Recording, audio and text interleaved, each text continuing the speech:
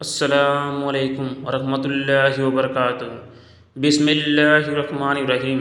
میرے پیارے دوستو، اللہ کی ناراضگی۔ جب اللہ ناراض ہوتے ہیں تب وہ اس انسان کو کسی ایسی چیز کا مرید بنا دیتے ہیں جو اسے کبھی حاصل نہیں ہو سکتی، اور وہ اس کی طلب میں لگ جاتا ہے، اور پھر وہ چیز اسے نہیں ملتی۔ تب وہ اللہ کی طرف بڑھتا ہے اور اللہ اسے احساس دلاتے ہیں کہ اللہ کے علاوہ تمہارا اور کوئی نہیں ہے، اسی لیے بس اللہ کی طلب رکھو۔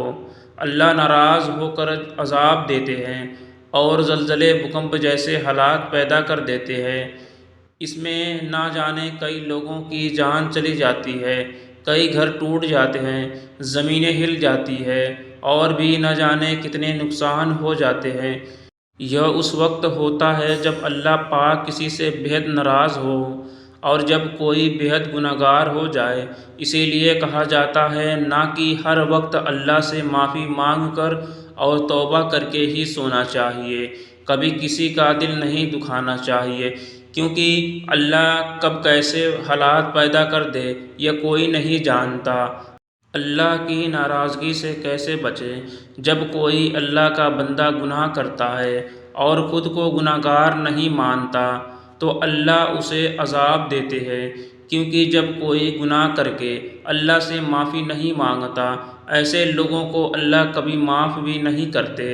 اللہ کو ایسے لوگ بہت پسند ہیں جو گناہ کرنے سے ڈرتے ہوں، اور انہیں ہمیشہ یہ ڈر ہو کہ یہ کام کرنے سے اللہ بہت ناراض ہوں گے اور انہیں معاف نہیں کریں گے، اور پھر بھی وہ اللہ سے معافی مانگتے ہوں کہ یا اللہ اگر مجھ سے کوئی گناہ ہو گیا ہے تو مجھے معاف کر دو۔ اللہ کسے آزمائش میں ڈالتے ہیں؟ آپ حضور صلی اللہ علیہ وسلم نے فرمایا کہ اللہ پاک صرف اسے ہی آزمائش میں ڈالتے ہیں جسے وہ پسند کرتے ہیں، اور انہوں نے یہ بھی بتایا کہ اللہ پاک نے حضور اکرم صلی اللہ علیہ وسلم کو بھی آزمائش میں ڈالا تھا۔ انہیں اپنے بچوں کی میت دیکھنی پڑی تھی، جو کسی بھی باپ کے لیے بہت تکلیف والا سمے ہوتا ہے، پھر بھی انہوں نے صبر کیا تھا، اور اللہ پاک ایسا صرف اسی لیے کرتے ہیں کیونکہ وہ دیکھنا چاہتے ہیں کہ ان کے بندوں کو اللہ پاک پر کتنا بھروسہ ہے، کیونکہ جب مصیبت آتی ہے تو اس وقت جب کسی اللہ کے بندے کو بھی بھروسہ ہوتا ہے کہ اللہ پاک ان کی مصیبت ٹھیک کر دے گا، وہ انہیں پریشانی میں نہیں رکھے گا، تو ایسے میں اللہ کو بہت خوشی ہوتی ہے، کیونکہ بندے کو ان پر بھروسہ ہے۔ اللہ کسے عذاب دیتے ہیں؟ اللہ اپنے سبھی بندوں کو ایک برابر محبت کرتے ہیں، لیکن اللہ نے کچھ نیم قاعدے بنائے ہیں جو ہم مسلمانوں پر لاگو ہوتے ہیں کہ ہمیں کن کاموں کو نہیں کرنا ہے اور کن کاموں کو کرنا ہے۔ اللہ نے ہمیں جھوٹ بولنے کی بات کرنے، دھوکہ دھڑی کرنے، لوٹ پاٹ مچانے، قتل کرنے، سود لینے سے منع کیا ہے، اور ہمارے لیے یہ حرام قرار دیا گیا ہے۔ تو اگر ہم ان کاموں کو کرتے ہیں تو ایسے میں اللہ ہمیں عذاب دیتے ہیں۔ آپ نے دیکھا ہوگا کہ جب کسی شہر میں بے حیائی، بے غیرتی، اللہ کی نافرمانی ہوتی ہے تو اللہ اس وقت اتنے زیادہ ناراض ہو جاتے ہیں کہ پورے شہر کو ہی اجاڑ دیتے ہیں۔ تو ذرا سوچئے کہ اللہ پاک گناہ گاروں کو جہنم میں کیسے سزا دیں گے، اور قیامت کے دن گناہ گاروں کا کیا ہوگا۔ اللہ پاک دو طرح کے لوگوں کو زیادہ تر عذاب میں ڈالتے ہیں، اور وہ ہیں سود کھانا اور قتل کرنا۔ اللہ کو یہ بالکل پسند نہیں کہ ان کے بنائی ہوئی چیزوں پر کوئی اپنا حق سمجھے اور اس کے ساتھ زیادتی دکھائے، بلکہ اللہ پاک نے فرمایا ہے کہ اللہ پاک نے جتنی بھی نعمتیں بخشی ہے اس کے لیے ہمیشہ شکریہ ادا کرو، کیونکہ یہ نعمتیں بہت کسی کو نصیب نہیں ہوتی ہے۔ اللہ پاک ہمیں عذاب میں بھی ڈالتے ہیں، آزمائش میں بھی ڈالتے ہیں، اور ہمارے صبر کو خوشیوں میں بھی بدلتے ہیں۔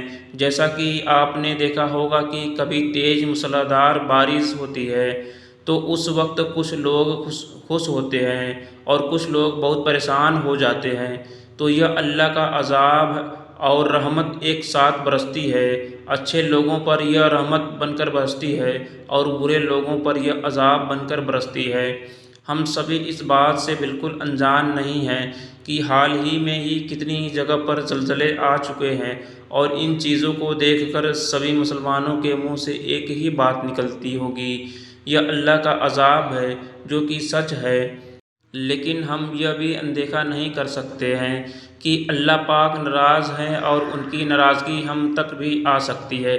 اسی لیے جتنا ہو سکے اللہ کی راہ پر چلیں، نماز پڑھیں، لوگوں کے لیے دعائیں کریں، ان کی حفاظت کی دعائیں کریں، اور اللہ پاک سے اپنے اور دوسرے مسلمان بندوں کی طرف سے معافی مانگیں۔ قیامت کی نشانیاں۔ حضور اکرم صلی اللہ علیہ وسلم نے قیامت کی کچھ نشانیاں بتائی ہیں جو ہمیں ابھی سے دیکھنے کو مل رہی ہے۔ انہوں نے بتایا ہے کہ جب کوئی اولاد اپنے ماں باپ کی نافرمانی کرے گا، عورت بے پردہ ہونے لگے گی اور ان کی تعداد مردوں سے زیادہ ہوگی، جھوٹ کو سچ کر کے دکھانا عام ہو جائے گا، سرِ عام قتل کرنا اور اللہ پاک کی نافرمانی کرنا، یہ سبھی قیامت کی نشانیاں ہیں۔ جب یہ چیزیں دکھائی دینے لگے تب یہ سمجھ لیجیے گا کہ قیامت دور نہیں ہے۔ ہمیں ابھی بس ان میں سے کچھ چیزیں دکھائی دی ہیں، لیکن اور بھی کئی ساری نشانیاں ہیں، جیسے کہ سورج کا پچھم سے نکلنا، دجال کا واپس آنا، حضرت عیسیٰ علیہ السلام کا آسمان سے زمین پر آ جانا، یہ سبھی قیامت کی نشانیاں ہیں۔ ان میں سے کچھ چیزیں جو ہم سبھی دیکھ سکتے ہیں، جیسے کہ ماں باپ کی نافرمانی، عورتوں کا بے پردہ ہونا، جھوٹ کو سچ بتانا۔ اگر ہم چاہیں تو ہم یہ سبھی چیزیں روک سکتے ہیں، اور ہمارے پاس قیامت تک توبہ کا دروازہ کھلا ہے۔ ہم جب چاہیں اللہ سے معافی مانگ کر اللہ کی راہ پر چل سکتے ہیں۔ اللہ رحم کرنے والا ہے، وہ اپنے بندوں کو کبھی بھی مایوس ہونے نہیں دے گا، وہ سب کے گناہوں کو معاف کرے گا۔ آزمائش اور عذاب میں فرق۔ اللہ پاک آزمائش میں ڈالتے ہیں تو کچھ وقت کے بعد وہ ساری چیزیں ہمیں نعمت لگنے لگ جاتی ہے، اور جب اللہ ہمیں عذاب دیتے ہیں تو کچھ وقت کے بعد ہم اور بھی زیادہ تکلیف میں رہنے لگ جاتے ہیں۔ تو اس سے صاف آزمائش اور عذاب میں فرق دکھ جاتا ہے کہ اللہ نے کس کو آزمائش میں ڈالا اور کسے عذاب دیا۔ دنیا کے سب سے پاک مذہب اسلام ہے، لیکن اب اسلام میں اتنی بے پردگی ہونے لگی ہے کہ اللہ پاک کی ناراضگی بڑھتی جا رہی ہے، اور وہ ہم سے ناراض ہو کر سیلاب زلزلے اس دنیا میں بھیج رہے ہیں۔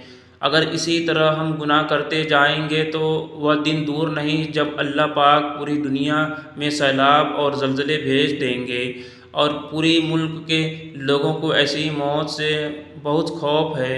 اسی لیے ابھی بھی وقت ہے، اگر ہم اللہ پاک سے معافی مانگ لیتے ہیں، ان کے بتائے ہوئے راہ پر چلتے ہیں، تو اللہ پاک اس دنیا کو ہی جنت بنا دیں گے۔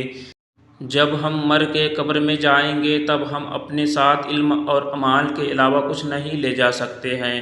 اسی لیے کوشش کریں کہ ہم زیادہ سے زیادہ علم اور اعمال حاصل کریں، کیونکہ اگر ہم اس دنیا کے دکھاوے میں رہ جائیں گے تو ہم اپنی اصلی دنیا میں جانے لائق نہیں رہیں گے، اور قیامت کے دن ان سبھی چیزوں کا حساب ہوگا جو ہم اس دنیا میں رہ کر رہے ہیں، چاہے وہ گناہ ہو یا پھر اللہ کی عبادت ہو، سبھی کا حساب ہوگا، اور اسی حساب سے ہمیں جنت اور دوزخ میں بھیجنے کی اجازت دی جائے گی۔ اللہ پاک نے ہمیں کئی ساری نعمتیں بخشی ہے جو ہمارے لیے اللہ کی طرف سے ایک رحمت ہے، لیکن ہم اس بات کو بھی اندیکھا نہیں کر سکتے ہیں کہ اللہ نے عذاب جیسی چیز بھی بنائی ہے۔ اللہ پاک جب ناراض ہوتے ہیں تب وہ صرف زلزلے لا کر عذاب نہیں دیتے ہیں، اور بھی طریقوں سے عذاب دیتے ہیں۔ جب زلزلہ آتا ہے تب اس سے زمینیں بھاگوں میں بٹ جاتی ہے، مکان منزل گر جاتے ہیں، جن گھروں کو بنانے میں لوگوں کو کئی سال لگ جاتے ہیں، وہ پلک جھپکتے ہی دھول میں بدل جاتے ہیں۔ میرے پیارے دوستو، اللہ پاک آزمائش میں بھی ڈالتے ہیں اور عذاب بھی دیتے ہیں، لیکن یہ ہمیں سمجھنا ہے کہ ہماری آزمائش ہو رہی ہے یا ہمیں عذاب مل رہا ہے، کیونکہ ہمیں اپنے اعمال یاد کرنے چاہیے کہ ہم نے کون سے گناہ کیے ہیں یا پھر ہم نے کون سے گناہ نہیں کیے ہیں۔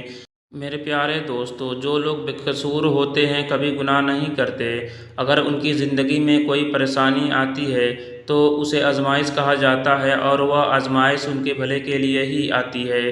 جس کے بعد ان کی زندگی بہت خوبصورت موڑ لے لیتی ہے۔ لیکن جو لوگ گناہ گار ہوتے ہیں، اللہ کے دکھائے ہوئے راہ پر نہیں چلتے، دھوکے بازی کرتے ہیں، ایسے لوگوں کو اللہ عذاب دیتے ہیں اور انہیں موقع دیتے ہیں کہ ابھی وقت ہے، سدھر جاؤ ورنہ اس سے بھی برا عذاب تمہیں مل سکتا ہے۔